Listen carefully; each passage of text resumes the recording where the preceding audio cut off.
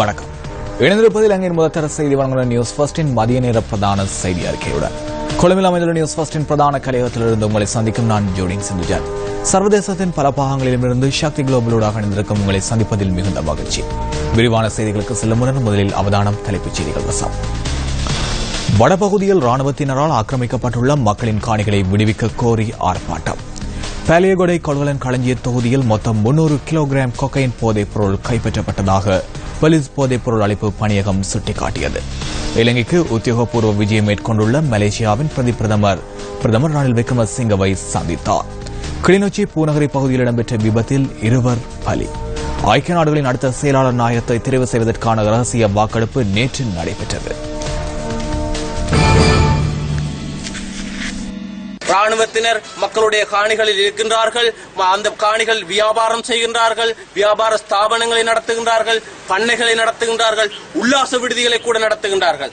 ஆனால் அந்த காணிக்குரிய மக்களோ இன்றும் அகதி முகாம்களில் இருந்து கொண்டிருக்கிறார்கள். வடபகுதியில் ராணுவத்தினரால் ஆக்கிரமிக்கப்பட்டுள்ள மக்களின் காணிகளை விடுவிக்க வேண்டும் என வலியுறுத்தி ஜனநாயகத்திற்கான வடக்கு இளைஞர்களால் இன்று கவனஈர்ப்பு போராட்டம் ஒன்று முன்னெடுக்கப்பட்டது. வாய்களை கருப்பு நிற துணிகளால் கட்டியவாறு ஊர்வலமாக வந்த இளைஞர் யுவதிகள் வவுனியா குடியிருப்பு பகுதியில் அமைந்துள்ள ராணுவ முகாமுக்கு முன்பாக போராட்டத்தில் ஈடுபட்டனர்.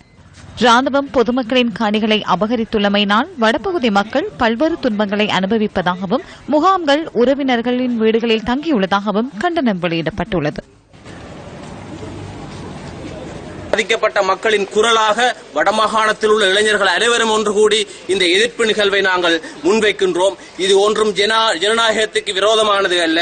நாங்கள் எங்களுடைய உரிமைகளைத்தான் கேட்டுக் கொண்டிருக்கின்றோம். யுத்தம் முடிந்து 7 வருடங்களாகிய நிலையிலும் இன்றும் அந்த மக்கள் யுத்தத்தின் வலிகளை அனுபவித்துக் கொண்டிருக்கின்றார்கள். நல்லாட்சி என்று சொல்லப்படுகின்ற ஆட்சியினூடாக ஜனாதிபதி இந்த காணியை விடுவிப்பதாக, மக்களுடைய காணிகளை மீள கையளிப்பதாக உறுதிமொழி கொடுத்திருந்தார். ஆனால் 7 வருடங்களாகிய நிலையிலும் இதுவரையிலும் அந்த உறுதிமொழி நிறைவேற்றப்படவில்லை என்பதுதான் உண்மை. எங்களுடைய இந்த நல்லாட்சி என்று சொல்லப்படுகின்ற ஆட்சியில் சரியான நீதியான பாகுபாடற்ற ஒரு தீர்வு இந்த மக்களுக்கு கொடுக்கப்பட வேண்டும்.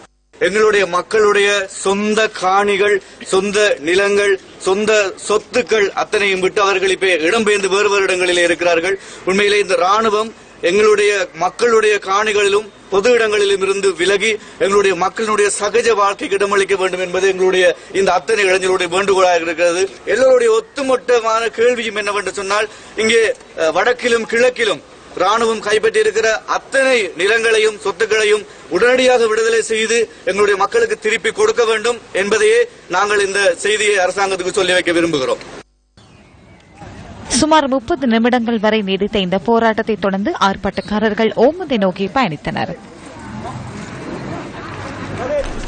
பாலியகொடை கொள்கலன் களஞ்சிய தொகுதியில் மொத்தம் 300 கிலோகிராம் கொக்கைன் போதைப் பொருள் கைப்பற்றப்பட்டுள்ளதாக போலீஸ் போதைப் பொருள் ஒழிப்பு பணியகம் சுட்டிக்காட்டியுள்ளது. கொள்கலன் களஞ்சிய தொகுதியில் உள்ள சந்தேகத்திற்குரிய 2 கொள்கலன்களில் இருந்து கொக்கைன் போதைப் பொருள் கைப்பற்றப்பட்டதாக போலீசார் தெரிவித்தனர். பிரேசிலில் இருந்து சீனி இறக்குமதி செய்யப்பட்டிருந்த 2 கொள்கலனில் இருந்தே கொக்கைன் கைப்பற்றப்பட்டுள்ளது. கைப்பற்றப்பட்ட கொக்கைன் போதைப் பொருளின் பெறுமதி 450 கோடி ரூபாய் என மதிப்பிடப்பட்டுள்ளதாக போலீஸ் போதைப் பொருள் ஒழிப்பு பணியகத்தின் பணிப்பாளர் சிரேஷ்ட போலீஸ் அத்தியட்சகர் கமல் சில்வா குறிப்பிட்டார். பாலியகொட கொள்கலன் களஞ்சிய தொகுதியில் 6 கொள்கலன்களை சோதனைக்குட்படுத்தியதை அடுத்தே இந்த கொக்கைன் போதைப் பொருள் கைப்பற்றப்பட்டுள்ளது.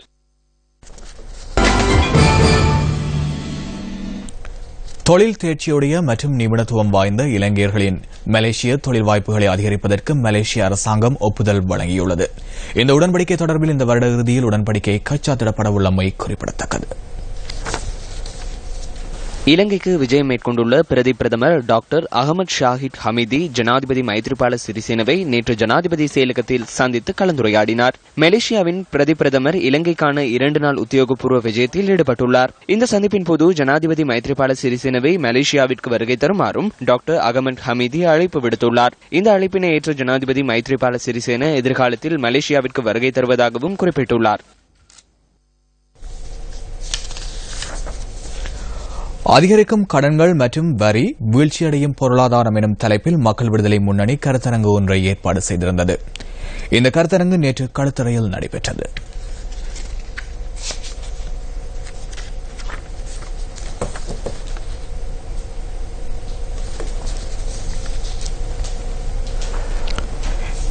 இலங்கைக்கு உத்தியோகபூர்வ விஜயம் மேற்கொண்டுள்ள மலேசியாவின் பிரதமர் டாக்டர் அகமது சாஹிர் ஹமீதி பிரதமர் ரணில் விக்ரமசிங்கவை இன்று காலை சந்தித்துள்ளார்.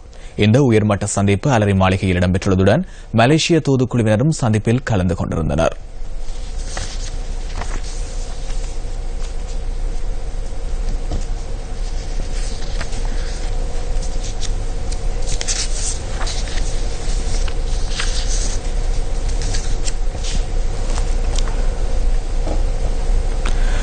கிளிநொச்சி பூநகரி பகுதியில் மோட்டார் சைக்கிளில் பயணித்த இருவர் சங்குப்பட்டி பாலத்திற்கு அருகே விபத்திற்குள்ளாகி கடலில் வீழ்ந்து உயிரிழந்துள்ளனர். சங்குப்பட்டி பாலத்திற்கு அருகில் நள்ளிரவு இந்த விபத்து நேர்ந்துள்ளது. கடலில் வீழ்ந்த இருவரில் ஒருவரது சடலம் ஏற்கனவே மீட்கப்பட்டதுடன் மற்ற நபரின் சடலம் இன்று காலை மீட்கப்பட்டுள்ளதாக எமது பிராந்திய செய்தியாளர் கூறினார். சடலம் தொடர்பில் கிளிநொச்சி மாவட்ட நீதவான் ஏ ஆனந்தராஜா இன்று காலை மரண விசாரணைகளை நடத்தினார். கடலில் வீழ்ந்து உயிரிழந்த இருவரதும் சடலங்கள் கிளிநொச்சி வைத்தியசாலையில் வைக்கப்பட்டுள்ளன. உயிரிழந்த இருவரில் ஒருவர் யாழ்ப்பாண பகுதியையும் மற்ற நபர் குருநாகல் பகுதியையும் சேர்ந்தவர்கள் என பூர்வாங்க விசாரணைகளில் தெரியவந்துள்ளது. இதேவேளை இருவரும் பயணித்த மோட்டார் சைக்கிளும் மீட்கப்பட்டுள்ளதுடன் இந்த மரணங்கள் தொடர்பில் பூநகரி போலீசார் மேலதிக விசாரணைகளை மேற்கொண்டு வருகின்றனர். துறைமுக மற்றும் கப்பல் துறை அமைச்சர் அர்ஜுன ரணதுங்க பாயகலவில் இடம்பெற்ற நிகழ்வு ஒன்றில் கலந்து கொண்டு பின்வருமாறான கருத்தினை தெரிவித்தார். ஸ்ரீ லங்காராம மகாவிகாரையில் நினைவு படிகம் ஒன்றினை திரை நீக்கம் செய்து வைத்த அமைச்சர் அங்கு உரையாற்றினார். நேற்று மாலை இந்த நிகழ்வு இடம்பெற்றது.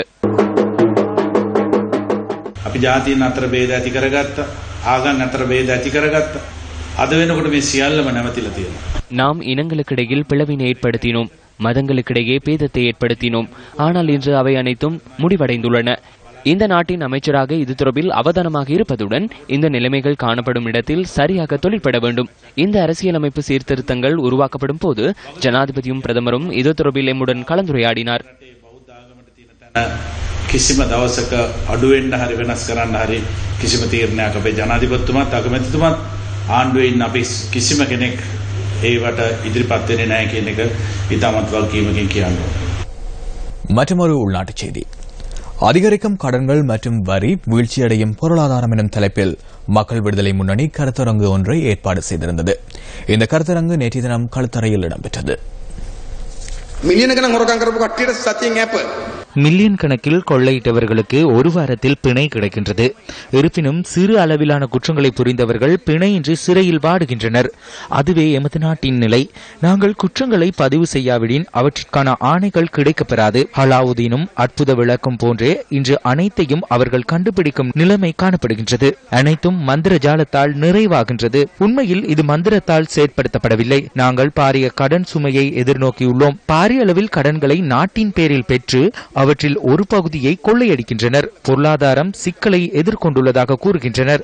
ஆனால் பிரதமரின் பாதுகாப்பிற்காக செல்லும் வாகனங்களுக்காக 8 கோடி ரூபாய் ஒதுக்கப்படுகின்றது. கேப் வாகனங்களில் பயணிக்கும் போது அவர்களின் முதுகெலும்பு பாதிக்கப்படுமானால் பஸ்களில் பயணிக்கும் மக்களின் நிலை எவ்வாறு இருக்கும்? பொதுமக்களுக்காக சேவையில் ஈடுபடுத்தப்படுவது பஸ்கள் அல்ல, மாறாக லொரிகளில் ஆசனங்களை பொருத்தியே பஸ் என்ற பெயரில் பயணிக்க வேண்டிய இக்கட்டான நிலையை மக்கள் எதிர்நோக்குகின்றனர். சுற்றுலா பயணிகள் பயணிப்பதை அவதானித்திருப்பீர்கள். அதுதான் பஸ். மக்கள் ஆசனங்கள் பொருத்தப்பட்ட லொரிகளிலே பயணிக்கின்றனர். ஆனால் அமைச்சர்களுக்கு அவ்வாறு செல்ல முடியாது. கடன் சுமையுள்ள இந்த நாட்டில் அவர்களுக்கு கோடிக்கணக்கான வாகனங்கள் தேவைப்படுகின்றது.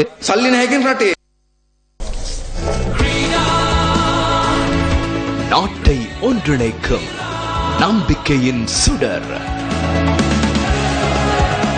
உலகை வெல்வதற்கு தயாராகும் எமது வீரர்களை பலப்படுத்த ஒன்றிணைவோம். ப்ரவுட் ஸ்ரீலங்கன். அந்த தகவலுடன் நியூஸ் ஃபர்ஸ்டின் இன்றைய தினத்திற்கான மதிய நேர பிரதான செய்தி அறிக்கை நிறைவுக்கு வருகின்றது. நியூஸ் ஃபர்ஸ்டின் மணித்தியால செய்தி அறிக்கை 2025 பிரதான செய்தி அறிக்கை இரவு 8 மணிக்கு எதிர்பாருங்கள். வணக்கம்.